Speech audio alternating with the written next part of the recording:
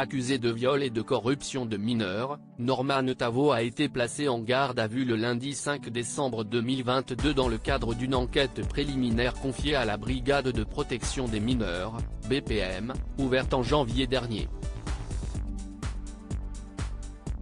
Cette garde à vue a finalement été levée dès le lendemain, le mardi 6 décembre, pour poursuite d'enquête au bout de 36 heures et sans poursuite à ce stade, indique l'AFP. Selon le ministère public, 6 jeunes femmes ont porté plainte contre le vidéaste. Selon le journal Libération, 2 d'entre elles étaient mineures au moment des faits. Norman Tavo se positionne toujours, en 2022, en numéro 3 dans le classement des youtubeurs français. Depuis le début de sa carrière, qui a commencé en ligne en 2011, ses vidéos auraient été visionnées plus de 2,7 milliards de fois. 4 victimes l'ont confronté. Aujourd'hui, les témoignages visant Norman Tavo ont commencé à circuler il y a plusieurs années, notamment lors de la vague du mouvement #BalanceOn YouTuber. En 2018, Squeezie avait assuré sur Twitter que certains de ses confrères n'hésitaient pas à profiter de la vulnérabilité psychologique de jeunes abonnés pour obtenir des rapports sexuels.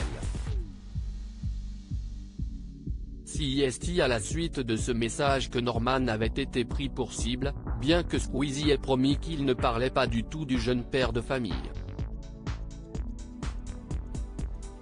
Nouveau témoignage contre Norman Tavo. Cette levée de garde à vue est une mauvaise nouvelle pour les plaignantes, dont une certaine Maggie D, qui a pris la parole sur les réseaux sociaux en apprenant les faits. Je précise, oui, la garde à vue est levée, CIST normal, CIST 48 heures maximum.